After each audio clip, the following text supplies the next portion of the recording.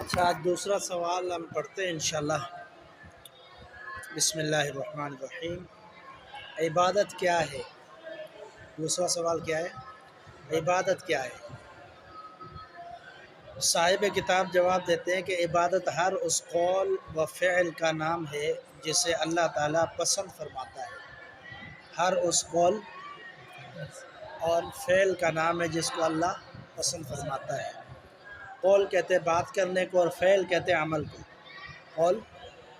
قول بات ہے، بات کرنا، یعنی ایسی بات جو اللہ پسند کرے، اچھی بات ہو، ذکر ہو یا نیکی والی بات ہو، اچھائی پر مبنی ہو، سچ ہو، اس طرح، ٹھیک ہے۔ اور فعل کیا ہوتا ہے؟ فعل کوئی بھی ایسا کام جس کو اللہ پسند کرے۔ 2 نفل پڑھے، اللہ پسند کرتا ہے۔ نماز پڑھتا ہے، اللہ پسند کرتا ہے۔ روزہ رکھتا ہے، اللہ پسند کرتا ہے۔ حج کرتا ہے، اللہ پسند کرتا ہے۔ تو جو عمل ہوتا ہے اس کو کہتے ہیں فعل، کام، اور جو بات ہوتی ہے اس کو قول کہا جاتا ہے عربی میں۔ تو عبادت حقیقت میں 2 باتوں کا نام ہے، ایک قول اور دوسرا فعل، اور وہ قول اور وہ فعل جو اللہ کو پسند ہو۔ ویسے تو قول تو بہت طرح کے ہوتے ہیں، کیا ہوتے ہیں؟ جس میں جھوٹ بھی ہوتا ہے، غیبت بھی ہوتی ہے، جس میں الزام تراشی بھی ہوتی ہے، جس میں جو ہے نا چغل خوری بھی ہوتی ہے، بہت ساری باتیں زبان سے، گالی بھی ہوتی ہے، بری زبان بولنا، برے الفاظ ادا کرنا، اس سے کیا اللہ کی ناراضگی ہوگی، یہ عبادت نہیں کہلائے گی۔ اسی طرح فعل میں بہت سارے فعل ہوتے ہیں، چوری کرنا، قتل کرنا، بدکاری کرنا، یہ فعل ہے، لیکن یہ کیا ہے؟ اللہ کی ناراضگی کے سبب ہے، تو اس لیے یہ عبادت نہیں ہو سکتے۔ عبادت وہی ہوں گے جو قول اور فعل اللہ کو راضی کرے۔ مثال دیتے ہیں، کون سی؟ دعا، نماز اور قربانی وغیرہ، جیسا کہ ارشاد الہی ہے۔ یعنی دعا کرنا یہ کون سا ہے؟ قول ہے۔ دعا کرنا قول ہے۔ نماز پڑھنا فعل ہے، اور قربانی کرنا یہ بھی فعل ہے۔ یہ کام ہے دونوں، قربانی اور نماز دونوں عمل ہے، کام ہے، اور دعا یہ فعل ہے، قول ہے، ٹھیک ہے۔ قول اور فعل کی مثال کیا ہے؟ اللہ رب العزت نے فرمایا قل ان صلاتی و نسکی و محیای و مماتی للہ رب العالمین، ٹھیک ہے۔ اے پیغمبر آپ کہہ دیجئے، یہاں پر صرف یہ لکھا گیا ہے کہہ دیجئے، ٹھیک ہے۔ حقیقت میں کیا مطلب ہے اس کا؟ اے پیغمبر آپ کہہ دیجئے، قل آپ کہہ دیجئے، ان صلاتی بے شک میری نماز، و نسکی اور میری قربانی، و محیای اور میرا زندہ رہنا جینا، و مماتی اور میرا مرنا، للہ اللہ ہی کے لیے ہے، رب العالمین جہانوں کا رب ہے، ٹھیک ہے۔ یہاں پر انہوں نے اور کا ترجمہ نہیں کیا، حالانکہ کرنا چاہیے تھا۔ کیا کرنا چاہیے تھا؟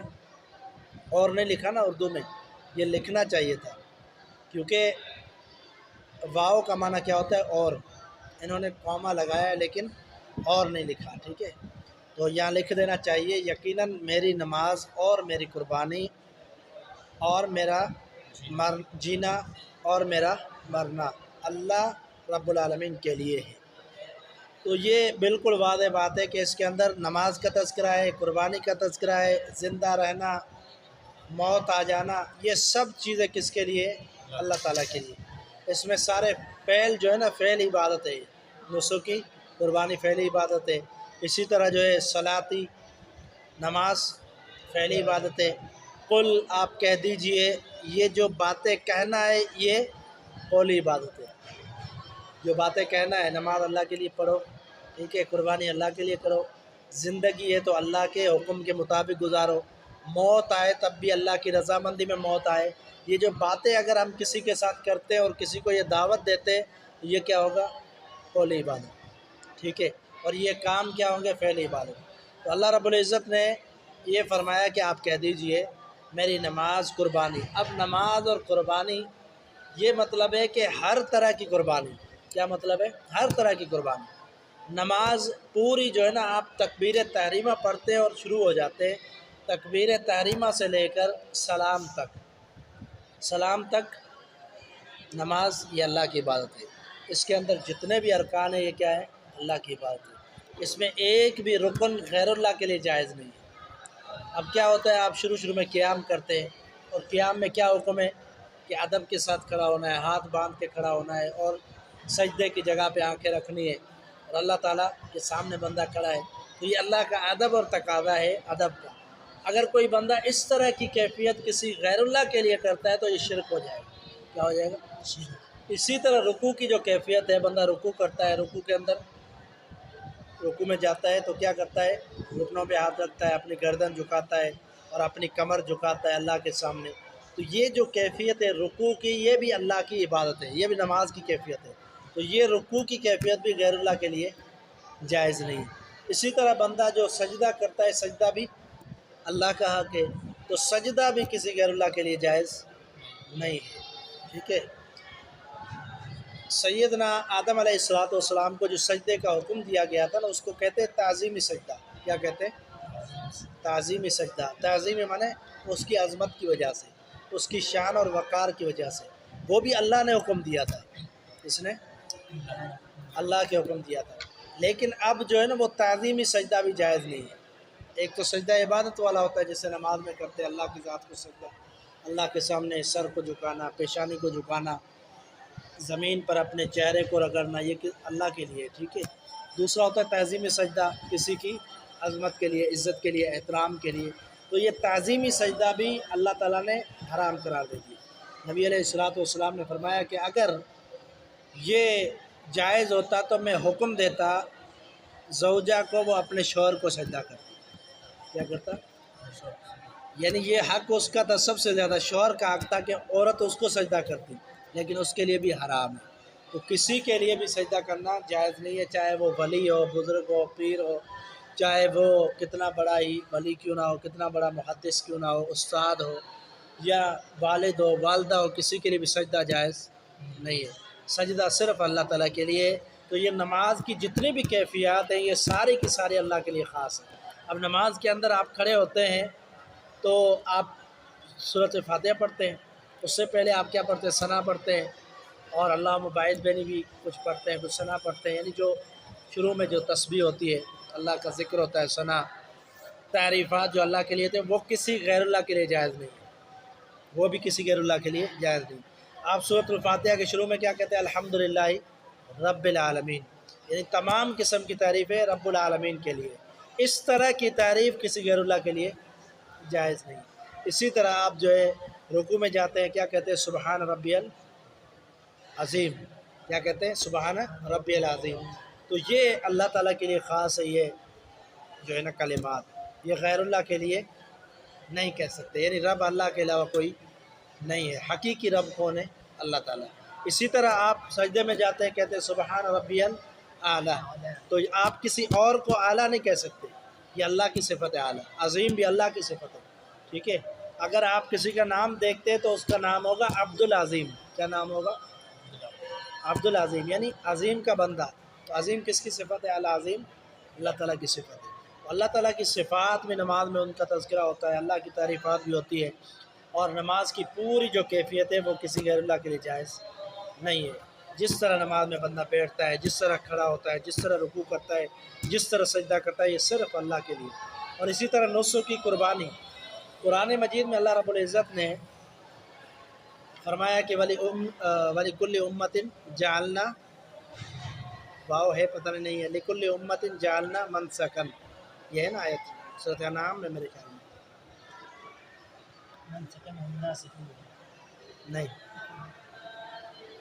منسکن لیذکر اسم اللہ، یہ میں پڑھوں، یہ سورۃ انعام میں میرے خیال میں، مائدہ میں، اعراف میں، بڑی شروع والی صورتوں میں ہے، کسی میں سورۃ الحج، حج میں، اچھا کیا ہے اس میں؟ اللہ تعالیٰ نے فرمایا ہر امت کے لیے ہم نے کیا بنایا؟ ایک قربان گاہ بنائی، قربان گاہ، یعنی قربانی کا ان کو حکم دیا، اور وہ قربانی کریں گے، کیوں؟ لیذکر اسم اللہ، تاکہ اس پر اللہ کا نام پڑے، تاکہ اس پر اللہ کا نام پڑے۔ اللہ اکبر پڑھ کے ہی قربانی کی جاتی ہے، ذبح کیا جانور۔ تو فرمایا کہ یہ قربانی بھی اللہ کے لیے، اگر یہ ذبح کرتے وقت کسی اور غیر اللہ کا نام لیا جائے تو وہ جانور حلال نہیں ہوگا، حرام ہو جائے گا، ٹھیک ہے۔ تو قربانی بھی کس کے لیے ہے؟ اللہ تعالیٰ کے لیے، یہ بھی پہلی عبادت ہے۔ اسی طرح محیا، زندہ رہنا، زندہ رہنے کے اندر جو بھی عمل ہے وہ اللہ کے لیے کرنا ہے، تو پھر ہی کہا جائے گا کہ زندگی اللہ کے لیے۔ اگر اللہ کی رضا کے لیے زندگی نہیں گزارتا تو گویا کہ اس نے یہ سمجھا کہ یہ زندگی اللہ کے لیے نہیں ہے۔ اسی طرح جو موت ہے وہ بھی اللہ کی خاطر ہو، غیر اللہ کی خاطر نہ ہو۔ جان دینی ہے تو بھی اللہ کی راہ میں دینی ہے، غیر اللہ کے لیے نہیں دینی، ٹھیک ہے۔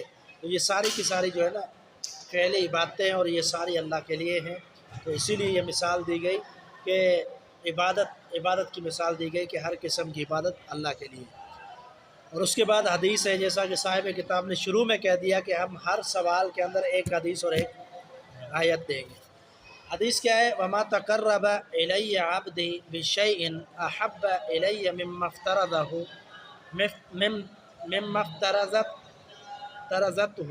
عَلَيْهِ۔ میرا قرب حاصل کرنے کے لیے بندہ جو عمل کرتا ہے ان میں سے فرض عبادت مجھے سب سے زیادہ محبوب ہے۔ یعنی بندہ تو اللہ کے لیے بہت ساری باتیں کرتا ہے، زبانی بھی ہے، قولی بھی ہے، فعلی بھی ہے، بدنی بھی ہے، اور اسی طرح جو ہے قلبی عبادت بھی ہوتی ہے، دل کے اندر بھی اللہ کا ذکر، دل میں بھی اللہ کو یاد رکھنا، یہ بھی عبادت ہے۔ تو فرمایا جو جتنی بھی عبادتیں بندہ کرتا ہے اس میں سب سے زیادہ جو مجھے پسند ہے وہ کیا ہے؟ فرض عبادت، جو اللہ تعالیٰ نے فرض کی ہے، مما افترضت ہو، ٹھیک ہے، جو میں نے اس پر فرض کی ہے۔ وہ فرض عبادتیں آپ جانتے ہیں کون سی ہے؟ فرض عبادتیں 5 وقت نماز ہے، قربانی ہے، صاحب استطاعت پر ضروری ہے، اسی طرح جو ہے حج ہے یہ فرض ہے صاحب استطاعت پر، رمضان کے روزے ہیں وہ فرض ہیں، اور اسی طرح کوئی بندہ اپنے اوپر کوئی چیزیں فرض کر لیتا ہے، جیسے نظر فرض کر لی کہ میں یہ نظر مانتا ہوں کہ یہ کام ہو گیا تو اللہ کے لیے یہ کروں گا، یہ قربانی کروں گا، یہ جانور دوں گا یا روزہ رکھوں گا، اس طرح کی نظر مانتا ہے، یہ بھی فرض ہو جاتا ہے۔ کچھ نظریں جو ہے بندہ اپنے اوپر فرض کر لیتا ہے، کچھ باتیں اپنے اوپر فرض کر لیتا ہے تو وہ بھی کرنا ضروری ہوتی ہے، جیسے قسم کھا لی اللہ کی وہ بھی پوری کرنا ضروری ہوتی ہے۔ اسی طرح جو ہے عبادتیں ہیں جو اللہ نے فرض کی ہے وہ بھی ضروری ہیں۔ تو اللہ نے فرمایا کہ بندہ قرب حاصل کرنے کے لیے جو اعمال کرتا ہے، یعنی میرے قریب ہونے کے لیے، میری رضا حاصل کرنے کے لیے، کیونکہ ہم نے عبادت کا ترجمہ کیا کیا تھا کہ جس سے اللہ کی رضا مراد ہو، کیا ہو؟ اللہ کی رضامندی مراد ہو، قول اور فعل، ایسا قول اور فعل جس سے اللہ کی رضامندی مقصد ہو اور مراد ہو۔ تو اللہ نے فرمایا کہ میری رضامندی اگر چاہتے ہو تو سب سے پہلے کیا کام کرنے پڑیں گے؟ عمل کرنے پڑیں گے، اور عمل عبادت، یہ عمل ہم پڑھ چکے ہیں کہ عبادت عمل بھی ہے اور قول بھی ہے، ٹھیک ہے۔ تو یہ مثال عمل کی ہے کہ عمل کرنا چاہیے، عبادت جسم کے ساتھ جو بھی فرضی باتیں وہ کرنی چاہیے، اگر وہ کریں گے تو اللہ کی رضا حاصل ہوگی، اور جب اللہ کی رضا حاصل ہوگی کہ پھر آپ نے عبادت کر لی، اگر اللہ کی رضا حاصل نہیں ہوئی تو پھر عبادت نہیں ہوئی۔ تو عبادت مطلب ہی کیا ہے؟ کہ اللہ کی رضامندی حاصل کرنا، تو یہ ضروری ہے کہ وہ عبادتیں جو فرض ہے وہ کرنی چاہیے، ٹھیک ہے۔ تو پہلی آیت جو ہم نے پڑھی قل ان صلاتی، تو یہ کہاں پر ہے؟ انعام صورت کے اندر، اور صورت نمبر 6 آیت نمبر 162، اور اسی طرح حدیث جو ہے وہ صحیح البخاری کی ہے 6502 حدیث نمبر ہے، ٹھیک ہے۔ یہ آج ہمارا سبق تھا، اس کو یاد کریں، دہرائیں۔